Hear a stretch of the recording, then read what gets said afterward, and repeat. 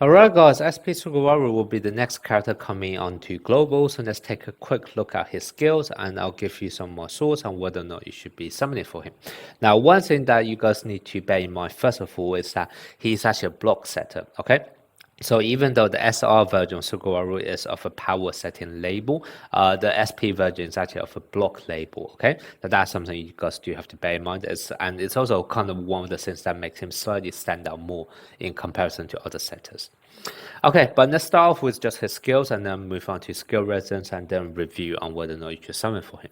So skill one basically is a bit of an all-rounded skill in the sense that when he is on the field, whenever you do a block, whoever is blocking is actually going to get a small buff in terms of their blocking stat, and whoever is going to be receiving would also get a small buff in terms of their receiving stat. Now, how much of a buff or how much of an increase that will be is actually going to be scaling based on the other two members are in the same row. So obviously when you're blocking, that'll be in the front row. So, you know, your team member A, who is actually doing the blocking, will actually get their stats increased by the other two members in the front row, whereas when you're actually doing a receive, it will be increased by the other two members in the back row.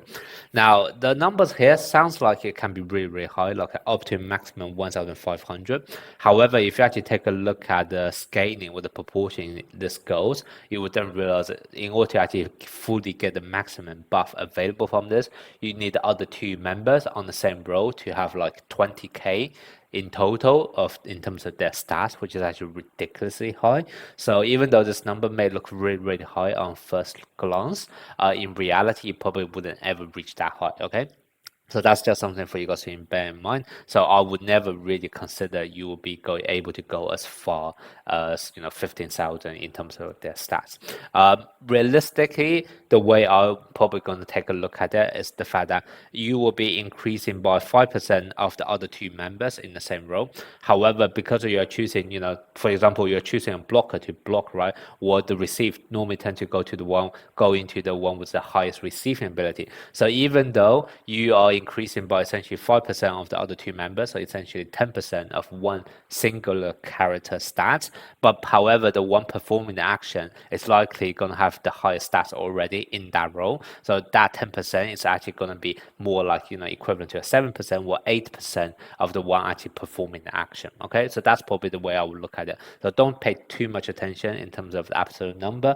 Proportion wise, you're probably looking at more like a 7% or 8% buff in terms of the block stats and also receive stats.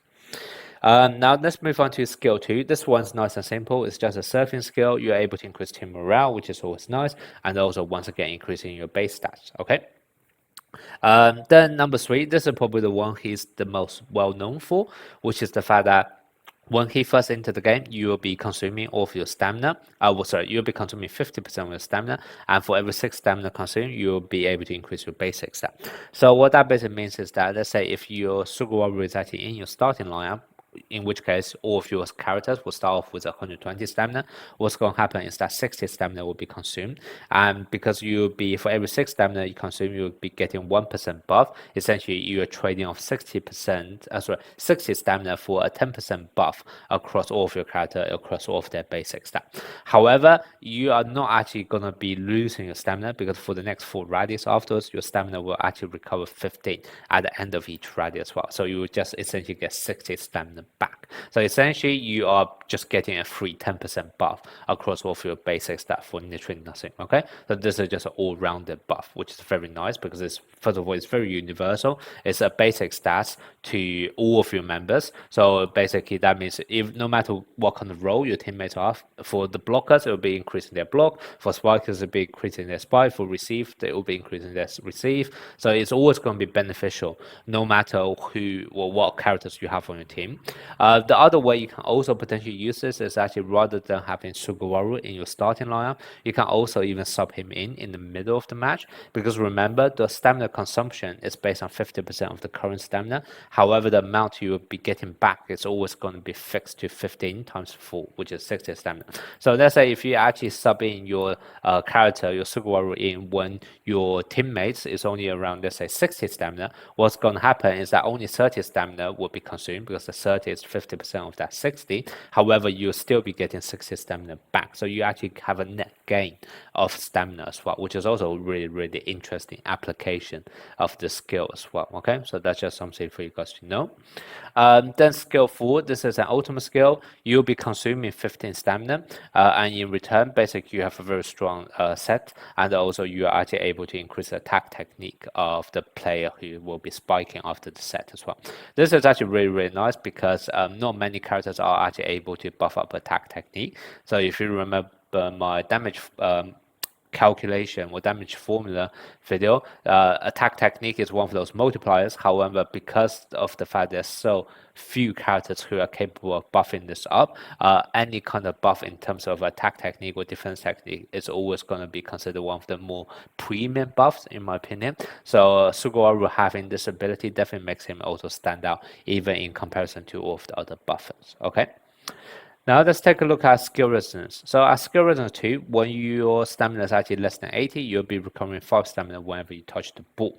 Now this is pretty much just to neutralize this negative effect from his ultimate attack, because otherwise normally you'll be consuming 15 stamina every single time you do an ultimate, and your Sugawara would definitely run out of stamina very fast. Like if you guys have ever played like SSR version of Asahi or Nishinoya without their dupes, you'll realize like any kind of skills which consume extra stamina just makes the character like run out of stamina so fast, and that's kind of what skill resistance 2 is pretty much very much needed if you do actually want to have your Sugawara on your team for a long time. Okay, then the second hover ability is also somewhat nice. Further, you're able to restore the stamina of the one who actually scores, which is pretty nice. Essentially you can recover up to 40 stamina for your whole team, right? Because you will be winning at least 4 points, right? This is whenever you score. Oh, actually, no, not necessarily. I don't know whether this also counts towards block kills or only like from spiking, scoring by spiking. But either way, restoring stamina is always one of those more niche ability which not many characters have.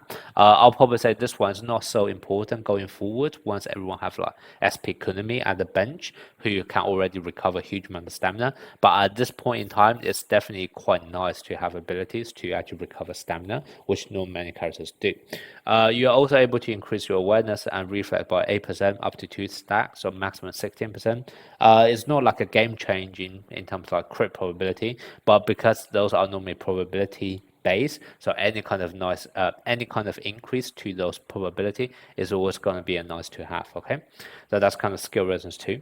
Then skill resistance 4, what's going to happen is that first of all you're going to have a permanent buff to all of your main stats once again at 10%, and then whenever you score you're going to increase your attack technique by 4%. This can be stacked 3 times, so that would be 12%, okay, in total. And then that's only going to happen when you actually scores. If instead you actually lost the point, what's going to happen is that you get essentially a 12% increase in terms of defense technique. However, if you actually lost the ball during a rally where it's less than 5 net crossing, it essentially kind of doubles, so you can essentially stack up to 24% defense technique. Basically, once again, this is actually really, really nice buff. First of all, you have the increase in terms of main stats, which is very universal, and it's for the whole team as well, so that's always nice. And then you have, like I said, one of the more premium stats buff in terms of attack technique and also defense technique, which not many other characters have. So the fact that you are able to have this more premium stats built in, and also the fact that essentially you are actually buffing up 2 of the different categories inside the damage formula, that actually makes them, because you'll be multiplying them together as well. So this buff is actually a lot nicer than a lot of the other setters buff, which is more concentrated into just like one singular stats. Okay, so that's kind of why this is also a pretty nice skill resistance to have.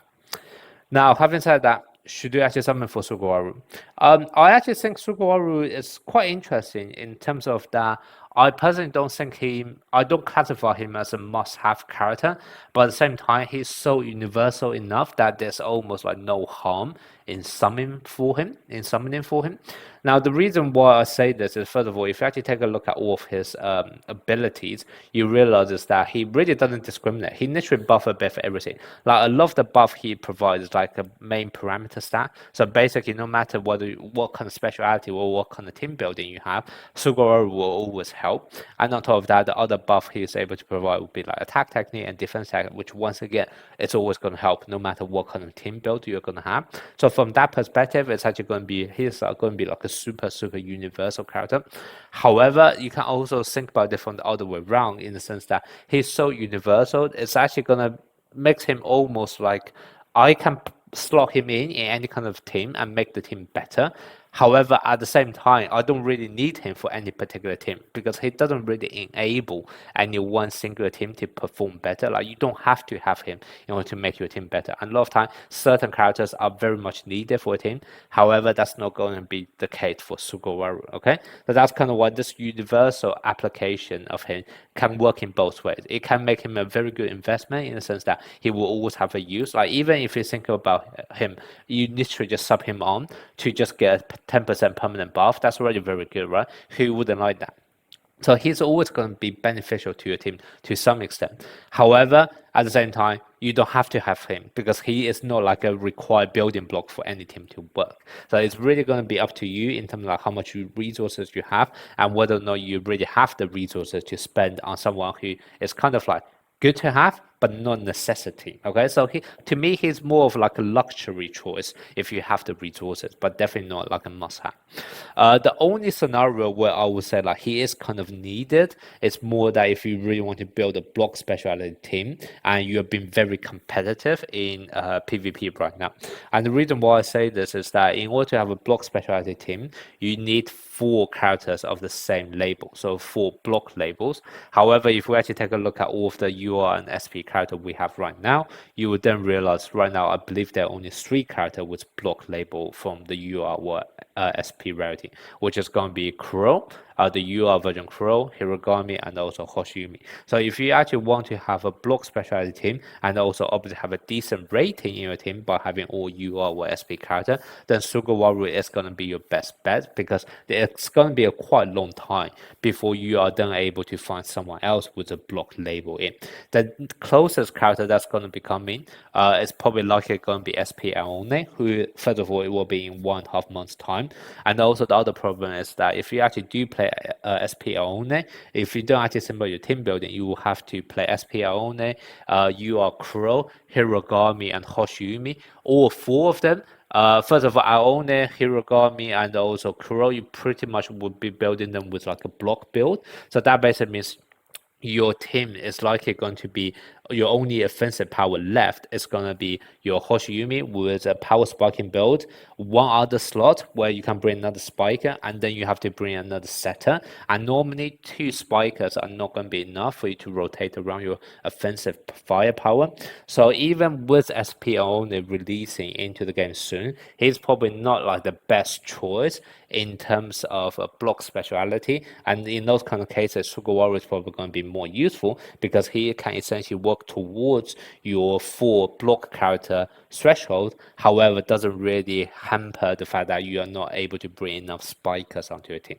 So if you really care about having like a strong PvP block specialty team, Sugawara is definitely going to be pretty much the most needed character in the upcoming few months. Okay, so that would be probably the only consideration where I would think this is like a must summon for Sugawara, and that's more of like a short-term consideration as well, because long-term wise there is also going to be another block setter coming out in the future, which is Konkanagawa. So Sugawara is no longer the only choice, and also in the future you're also going to have the likes of SP Suki, who you can also build offensively while still contributing towards that block label or block speciality. So Sugawara is no longer going to be the only choice if you have to find essentially like a full block character speciality team. However, at least for the next 2 months or so, Sugawara is going to be your best bet, and that can give you a massive edge in PvP, especially if the people you're normally fighting around are still very much power speciality dominated. Okay, so that's going to be the main reasons why you may want to consider summoning for Sugawara. Then in terms of like dupes, how many dupes do you actually want to go for? If you're just going for Sugawara in terms of like for his universal ability, for example, you just subbing him in order to either to get that permanent 10% buff, or maybe sub him in towards the end of match just to regen your stamina, in which case I will probably say you don't need any dupes on him at all. Or alternatively, if you're actually going to play Sugawara, however you play, let's say, a double setter formation with the setter also being subbed out by Liberal, then in those cases I will probably say you don't need any dupes on him either, because your Sugawara wouldn't be on the team on the court for that long. So even though your skill full will be consuming stamina, because your Sugawara will only be on the field for like 2 or 3 rallies anyway, it doesn't really matter. You shouldn't really have a problem with stamina regeneration. However, if you are planning to play Sugawara as the only setter on your team and play for him for the entire duration of the match, then what's going to happen is that I'm going to strongly recommend you get to add his skill resonance too, because otherwise he will just run out of stamina probably after just 4 or 5 rallies, and then you'll be end up going to the rest of the match with no stamina, and unless you have another way to regen stamina, you basically have Sugawara with no stamina, and in that case he can't really activate his setting ability anymore, and then therefore you lose out on a massive attack technique buff for your whole team. Okay, so that's definitely not recommended. So whether or not you actually want dupes on Sugawara is going to be more dependent on how you want to play him, whether or not you just want to play him for 1 or 2 rallies and then sub him out either via liberal or just manually sub him out with a bench player, or whether or not you would actually plan to have Sugawara on the team for the whole time.